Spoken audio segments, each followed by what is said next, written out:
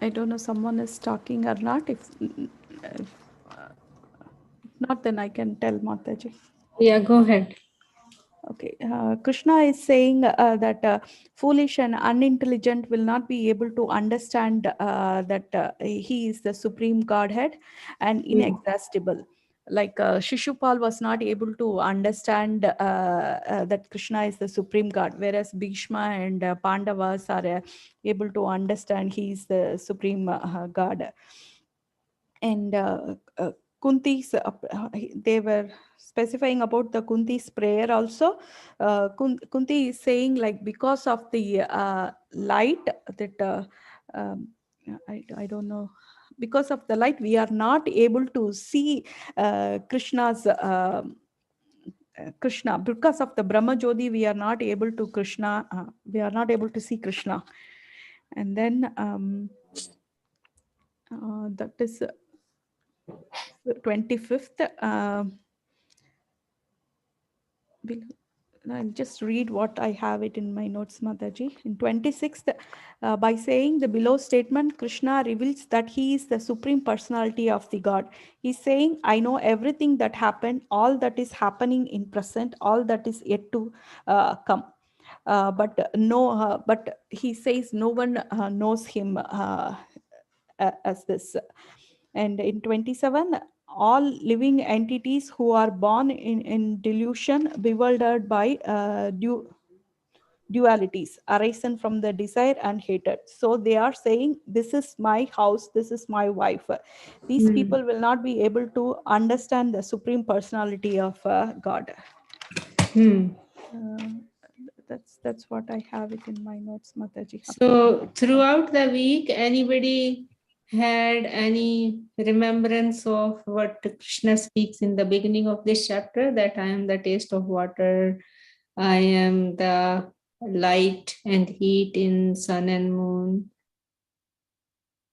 Anybody had that remembrance of anything? Yes, Mataji, Earth, I water, did. fire, About the energy. water, Mataji, I just keep remembering when I'm drinking, like Krishna said that he's the taste of the water. So, yeah, I remembered that, Mataji. Nice, nice. Thank you for that. Anybody else, anything from this chapter remembered something? So this chapter is like, it's speaking about Krishna is giving knowledge about himself so that we can remember him all the time. Right. And that is what, that in the end, whatever state of being we can remember, that is where we will be in the next life. Right. So, and then and he also speaks about the importance of hearing, right? So the first verse was about, oh Arjuna, you hear from me, right? So like the first, knowing Krishna by hearing about him, first three verses he's speaking about. Then about his material and spiritual energies, everything around is actually Krishna's energy. Nothing is separate from energy, Krishna. And Krishna is the controller of mode of nature. So surrender to him. The 14th verse, Devi Eshi Gunamai Mama Maya Duratya Mame Vaye Prapadyante Maya Mitantarantite. And then he spoke about that pious, impious will never surrender, and pious are going to surrender. And among those, Gyani are most dear to him because there is no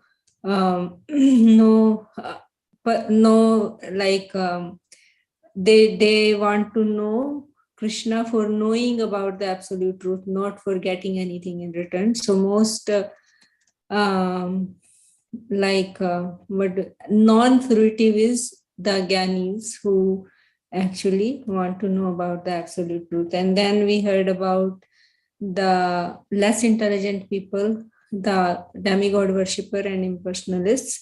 So those are basically demigods is avidhi purvakam. Demigod worship is avidhi purvakam because actually speaking, the result is given by Krishna. The faith that they get in the worship of demigod, that also is coming from Krishna.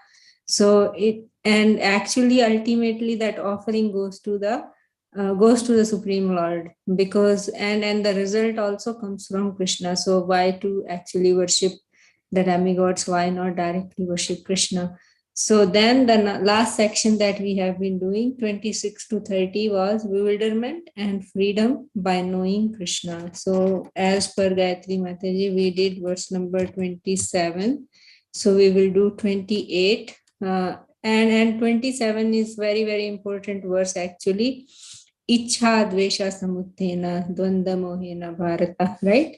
That verse. So let me share my screen. So so why are we stuck in this material life is that verse number 27, which is that accepting and rejecting function, that I like this, I don't like this. So but we have to get over the material energy that and Gayatri Mataji last time brought out a nice point about, okay, why don't we feel that Krishna, envy towards Krishna? Because actually, and she gave the example, okay, I do feel comparison only with those people. The things that I do means I am good at and the other person is doing only those things. And Krishna is like far away from that. So that's why we don't feel that for Krishna. So verse number 28 is very important actually.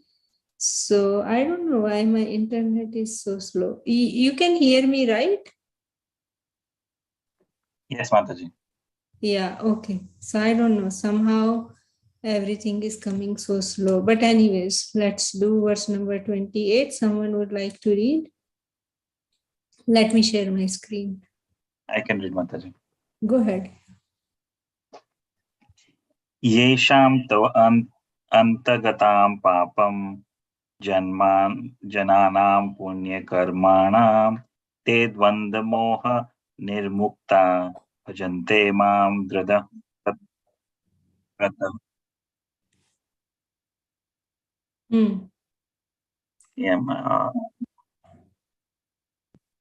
Yeah, 1 second. Yeah.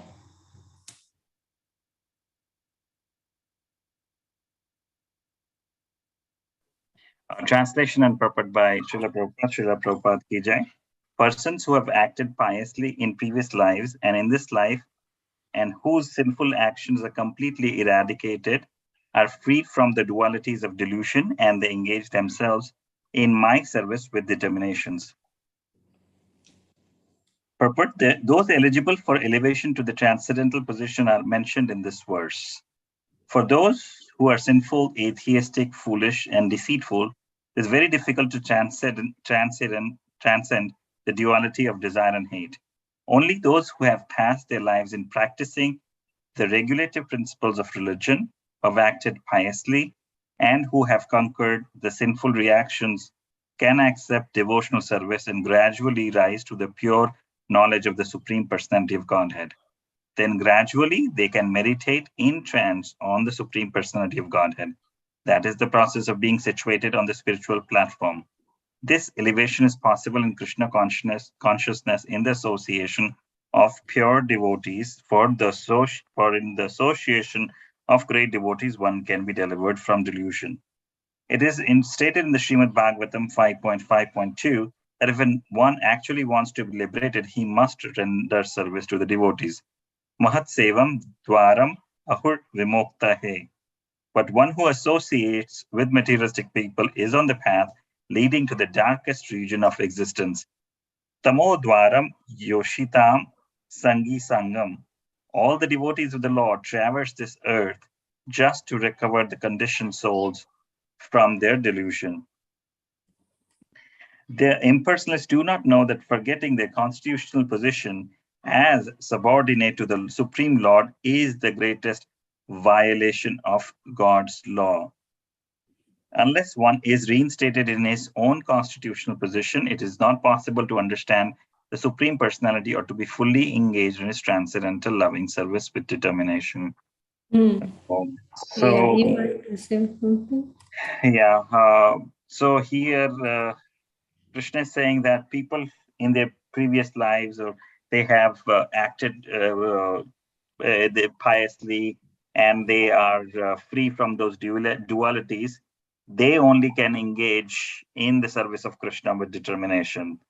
And Krishna is saying that we need to, in the purport, Prabhupada is saying that people who are in the materialistic association, we need good association with saints, association with devotees, to gradually rise to this platform where you're constantly engaged in the service of Krishna with determination. If we do, he's quoting Srimad Bhagavatam, that if we want to be liberated, we have to take the association of devotees. But if we want to just keep on going this life cycle, but the cycle of Janma Mrityu Jara Vyadhi, when we can keep taking the association of materialistic people. And the main thing is to understand our constitutional position. What is our sambandha with Krishna? And the impersonalists do not know that position. They do not understand that, and they can never be then engaged. They might get the Brahma Jyoti, but they will never be able to serve Krishna. They're just happy in that peace situation, but that service attitude is not there then. Yeah, so in the previous verse, we heard about delusion and bewilderment, right? The living entity is bewildered. Ichha dvesha samuttena dvanda mohena bharata. What was that? The rest of the verse, I don't remember. So, Ichha dvesha samuttena dvanda mohena bharata sarva bhutani sammoham sarge yanti parantapa. Ocean of Bharat, O conqueror of the foe. All living entities are born into delusion, bewildered by dualities arisen from desire and hate. So, does it mean that we can never come out of that bewilderment? Will there always be illusion? Is there anyone capable of overcoming this illusion? So, this verse 28, Krishna speaks in that way, that, okay, what is the way to come out of that delusion? So, what is that Krishna saying here? Who has acted piously and in previous lives and in this life, and when sinful reactions are completely eradicated and freed from the dualities of delusion, and they engage themselves in Krishna's service with determination. So that part is engaging in Krishna's service with determination is the important part. Since means when a person is somewhat free from sinful reaction, then only one can actually engage in steady devotional service with determination, right? Otherwise, the things keep bothering and deviating one from engaging in service of the Lord. So does that mean in this verse, Yesham tu antagatam papam jannanam punya karmanam? So does that mean that this piety in and of itself award devotion? Does it mean that the piety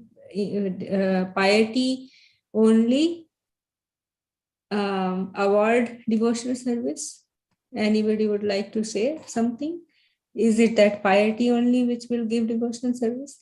Mataji, I think Bhakta can give the devotional service, right? The Bhakti comes from Bhakta, or it could be Krishna's mercy, or when we do devotional service, we service to the devotees, unintentionally or intentionally, they can award this Bhakti to us.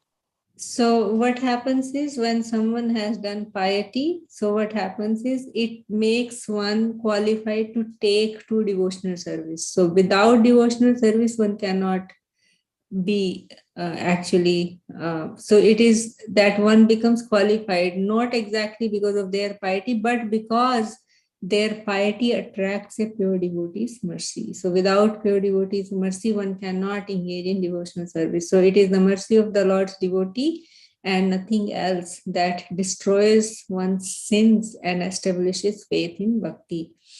So basically, that is why Srila Prabhupada also wrote in the purport that the devotees wander around just to give Krishna consciousness. So that is the bhakta's business, to devotees' business to distribute Krishna consciousness to others, right? So, yeah. And also, so the root cause of all sin is our aversion to Krishna. And this can be removed only by association and blessings of a sadhu or a devotee, right? And how do we become determined? How do we become Dridvrata? That's what it is said in this verse, right? Once one become determined Dridvrata, then one can rise above the bewilderment and duality of Ichha Dvesha.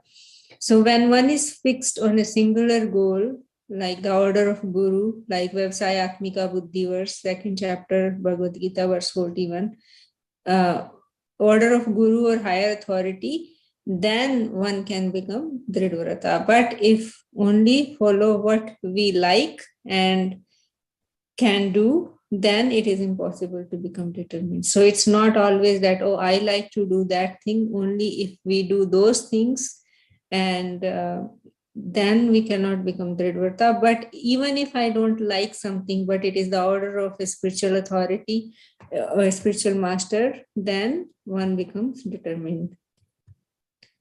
So then we can think of what is our issue with our determination, right? We can see what is our personal obstacle that breaks our determination. So we all can do that exercise for ourselves.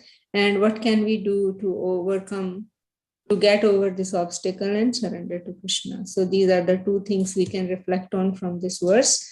All right, somebody wants to add something, correct something in this verse? Sachi, when I read this verse, then it reminds me of the stages of bhakti. It seems like it's anartha rivarti and then going to nishta, because this is where determination is being mentioned. Is this not necessarily? Yeah, but yes, in higher way it could be, but like nishtha is not only determination, nishtha is even more than determination actually. Yeah, when you're fixed and steady. No, determination is like you may still have anarthas, but you are still determined to continue on devotional service. That is determination. Even in the bhajan kriya stage, one may have determination and one may not have determination, right? Yes. I mean, it's not necessarily that nishtha stage, but it could be before also. Yeah. But when it says that, yeah, go ahead, Prabhu. Yeah, this verse is completely eradicated from the dualities of delusion. So that's what I'm thinking. It's not anartha nivarti, almost, not completely. And then it's saying, then engage themselves in service with determination. That's what I'm saying. By the way, and there is a difference between sinful reaction, and there is also something that happens because of offenses, right? So here it is just that, okay, at least we are at that stage where we can practice devotional service, right? It may not be a very higher stage of practicing devotional service. Nishtha is very high stage actually. Right. Yeah, means it may be or may not be. It's not necessary that it has to be the Nishtha stage. Yes, it makes sense that, yeah, but one may have determination even in the beginning bhajan kriya stage also. Okay. Thank you, Mataji. Yeah, it could be and it could not. I mean, it's not necessary that it is that. Right. Yeah. Okay, someone else wants to add something or say something? I have a quick question. Yeah.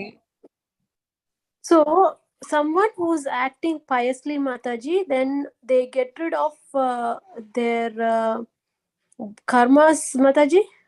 Sinful reaction. Yeah.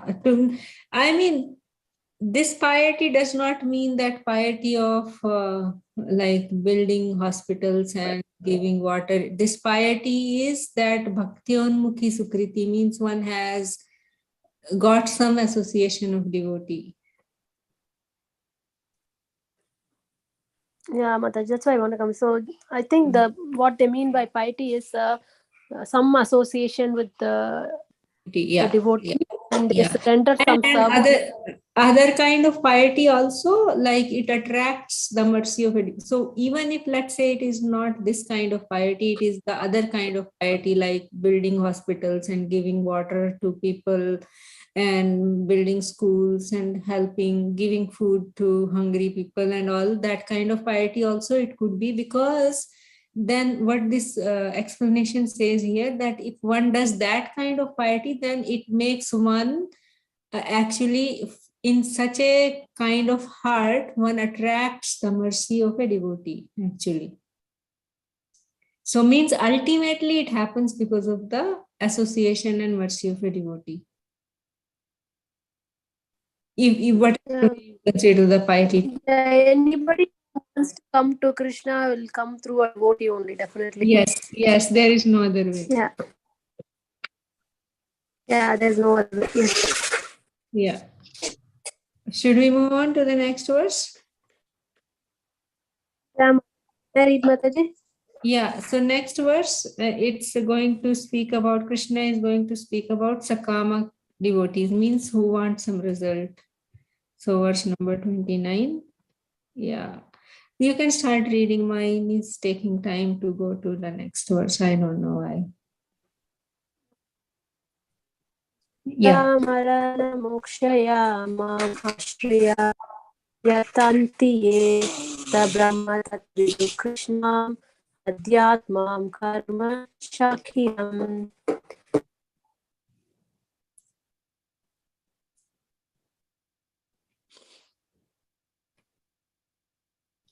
Haribol?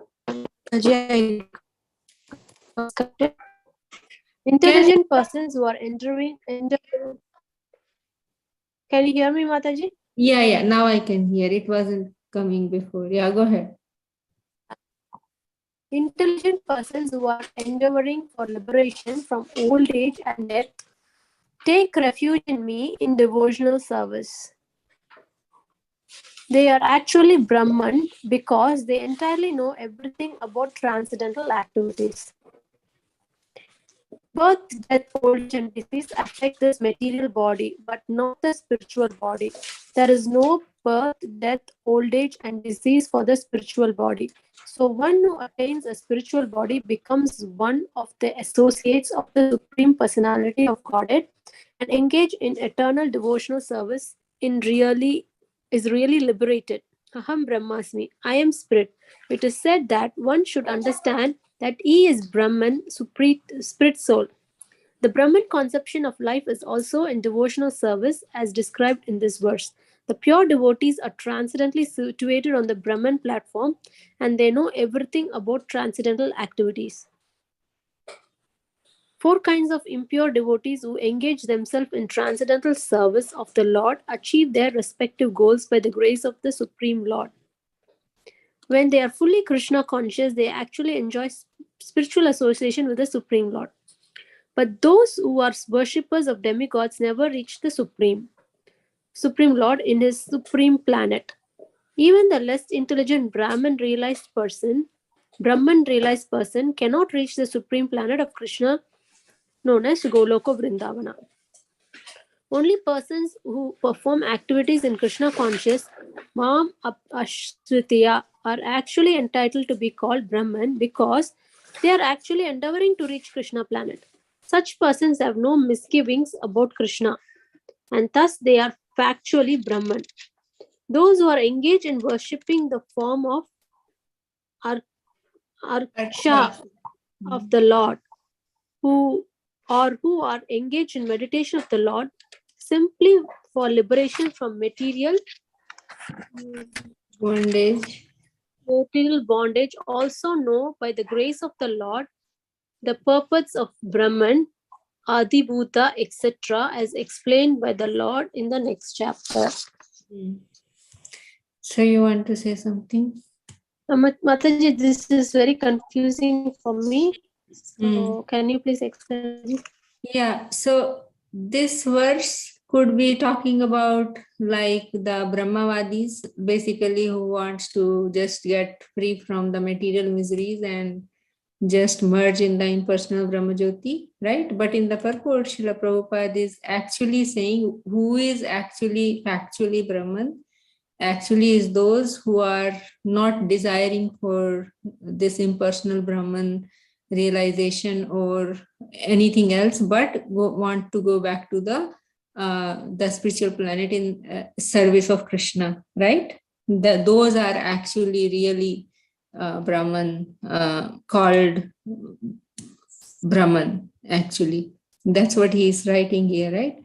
In Krishna consciousness, are only persons who perform activities in Krishna consciousness, Mam Ashritya, are actually entitled to be called Brahman because they are actually endeavoring to reach Krishna planet. Reaching Krishna planet means we want to serve Krishna as servant of servant, right? Such persons have no misgivings about Krishna and thus they are actually Brahman.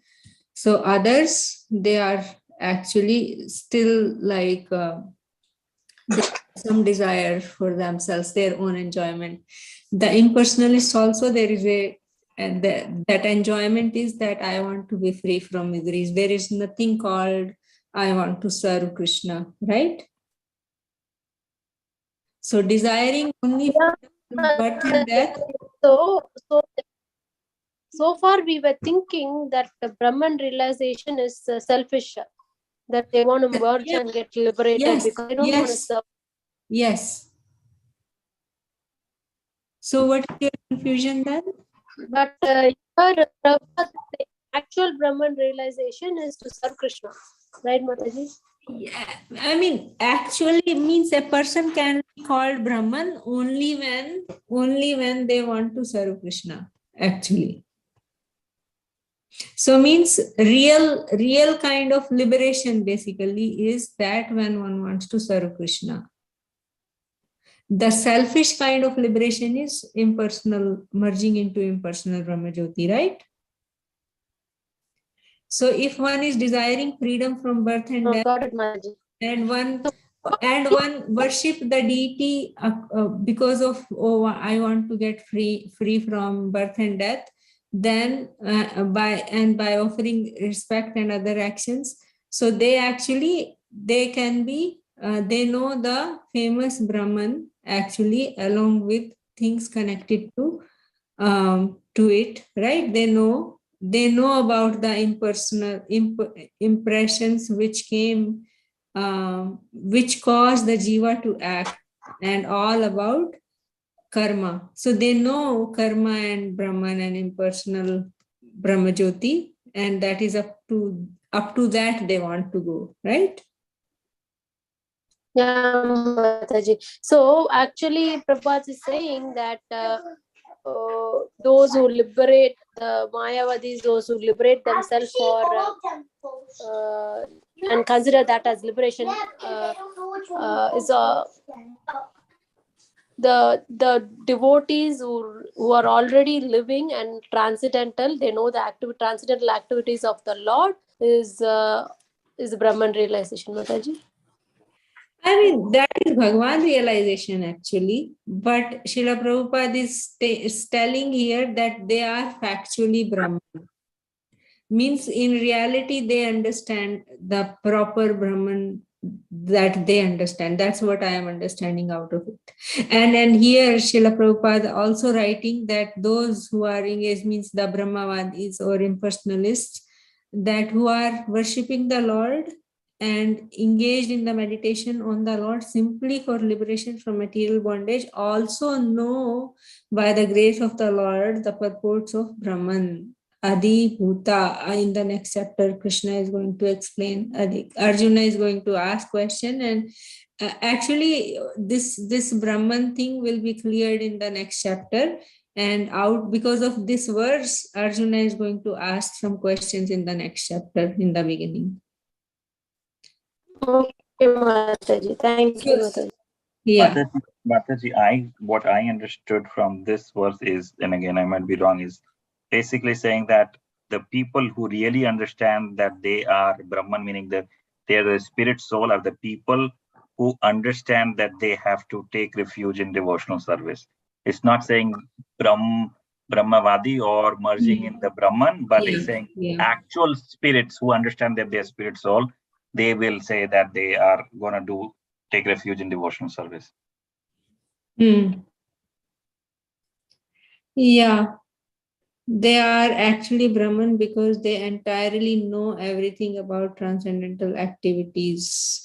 But in the end of the purport, then Srila Prabhupada also is writing that they do it for getting free from material bondage, and by the grace of the Lord, they know the purports of Brahman. So I don't know. I mean, but that Mataji, that end says they worship the form or the archa of the Lord, right? Yeah. But the purpose is what? To free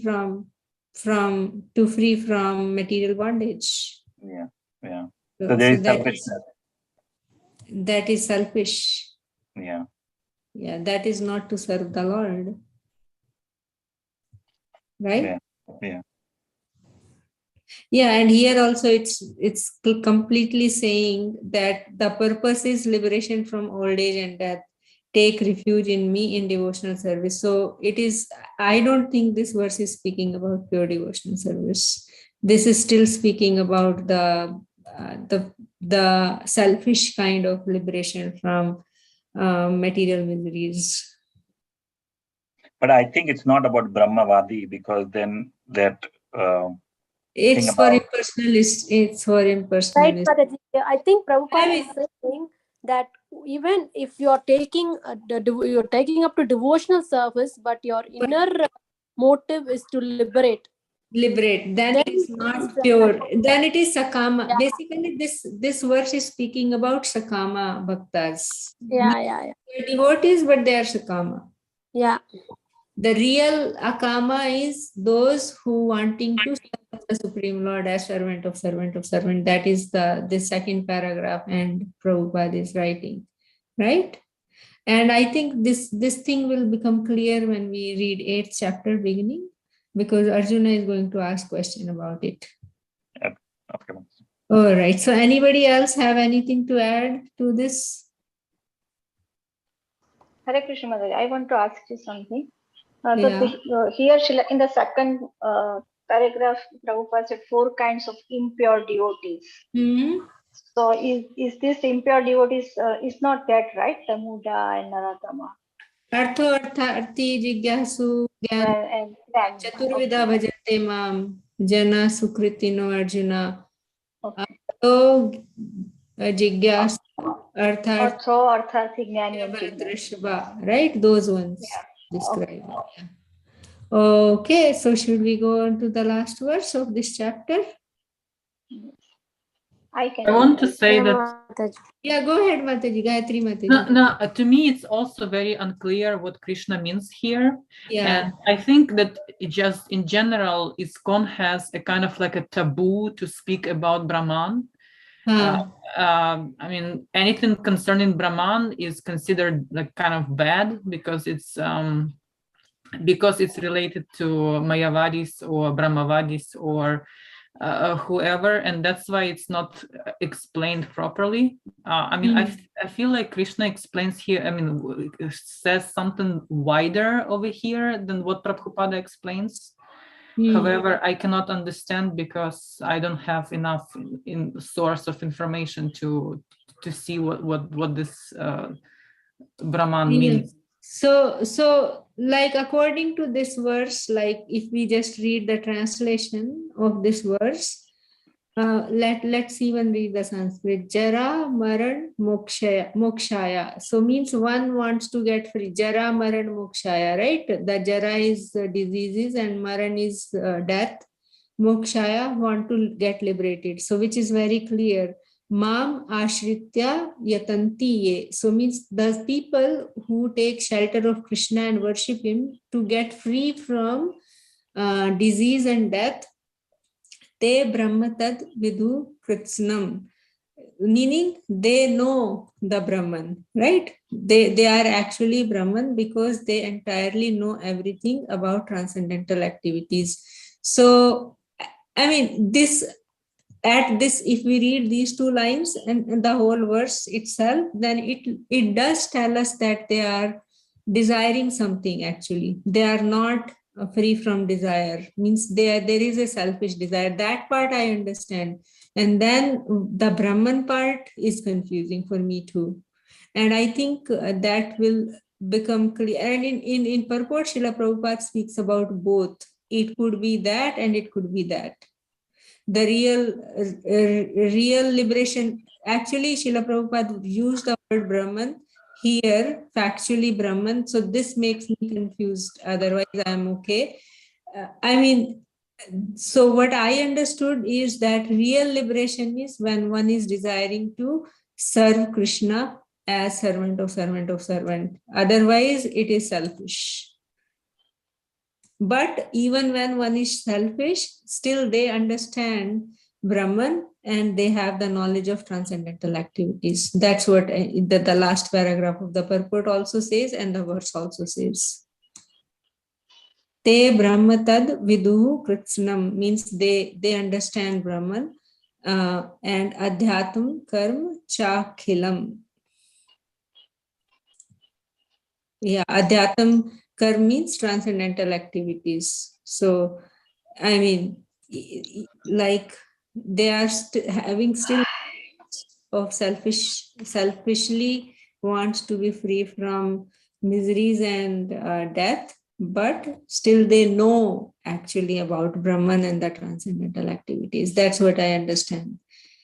Yeah, but the real liberation means that one wants to serve Krishna. So this is what my understanding from this is, but I'll try to hear about it more, and maybe I'll try to read the commentaries of Baldev Vidyabhushan and Vishnu Chakravarti Thakur, and then maybe next time we can discuss more on this if you all want. And the last verse now, he is speaking about the result of being a devotee of Krishna. So what happens when one becomes a devotee of Krishna? Someone would like to read? I can read that. Yeah, go ahead, Mataji. Chapter 7, verse number 30. Sade bhuta dhati aivam mama sadhyajnam chaye viduha prayana kale apicha mam te vidur yukta chetasah. Translation purport by Srila Prabhupada teaching. Those in full those in full consciousness of me, who know me, the Supreme Lord, to be the governing principle of the material manifestation of the demigods and of all methods of sacrifice, can understand and know me, the Supreme Personality of Godhead, even at the time of death. Purport: Persons acting in Krishna consciousness are never deviated from the path of entirely understanding the Supreme Personality of Godhead. In the transcendental association of Krishna consciousness, one can understand how the Supreme Lord is the governing principle of the material manifestation and even of the demigods. Gradually, by such transcendental association, one becomes convinced of the Supreme Personality of Godhead, and at the time of death, such a Krishna conscious person can never forget Krishna. Naturally, he is thus promoted to the planet of the Supreme Lord Golok Vrindavana. This 7th chapter particularly explains how one can become a fully Krishna conscious person. The beginning of Krishna consciousness is association of persons who are Krishna conscious. Such association is spiritual and puts one directly in touch with the Supreme Lord, and by His grace, and one can understand Krishna to be the Supreme Personality of Godhead. At the same time, one can really understand the constitutional position of the living entity and how the living entity forgets Krishna and becomes entangled in material activities. By gradual development of Krishna consciousness in good association, the living entity can understand that due to forgetfulness of Krishna, he has become conditioned by the laws of material nature. He can also understand that this human form of life is an opportunity to regain Krishna consciousness, and that it should be fully utilized to attain the causeless mercy of the Supreme Lord. Many subjects have been discussed in this chapter. The main in distress, the inquisitive man, the man in want of material necessities, knowledge of Brahman, knowledge of Paramatma, liberation from birth, death, and disease, and worship of the Supreme Lord. However, he who is actually elevated in Krishna consciousness does not care for the different processes. He simply directly engages himself in activities of Krishna consciousness and thereby factually attains his constitutional position as an eternal servitor of Lord Krishna. In such a situation, he takes pleasure in hearing and glorifying the Supreme Lord in pure devotional service. He is convinced that by his doing so, all his objective will be fulfilled. This determined faith is called Dradhavrata, and it is the beginning of Bhakti Yoga or transcendental loving service. That is the verdict of all scriptures. This seventh chapter of the Bhagavad Gita is the substance of that conviction. Thus, and the Bhaktivedanta purports to the seventh chapter of the Srimad Bhagavad Gita in the matter of knowledge of the Absolute.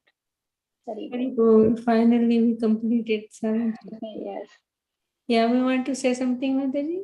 Yes, here Srila Prabhupada explained about the person who is in Krishna consciousness.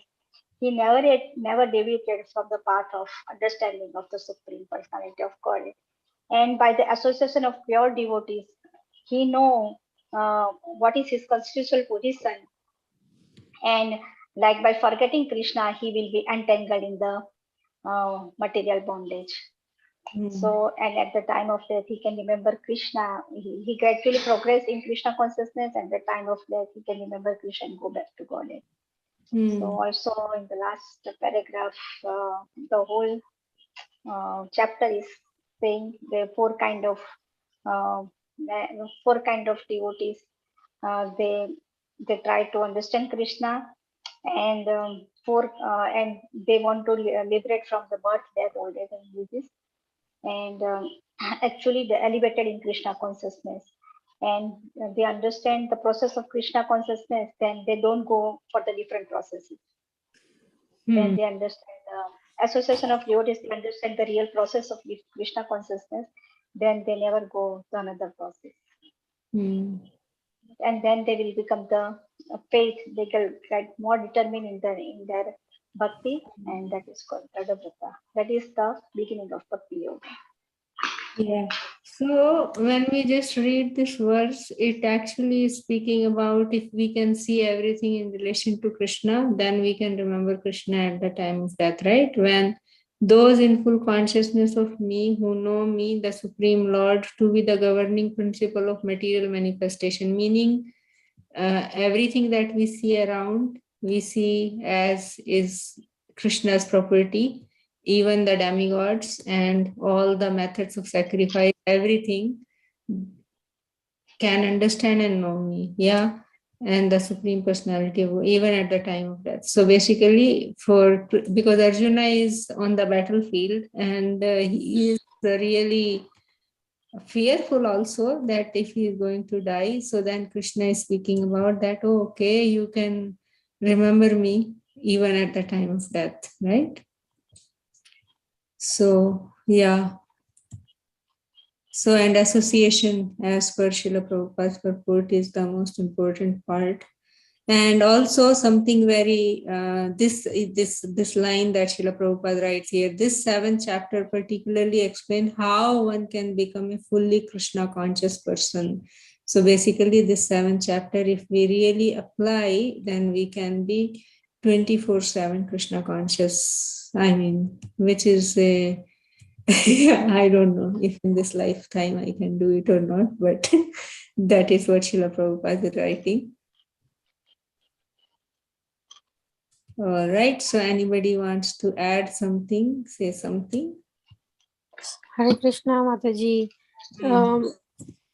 It's like a question, just with the conversation, it just popped in my mind. Like, maybe it's not exactly this chapter, but like in chapter 5th, where Krishna introduced like the material nature and all that, and the 3 doers, where he said that he is neutral. Like, so there is Jiva, Paramatma, and 3 modes of material nature, and he is neutral. He does not interfere or anything like that. He stays neutral.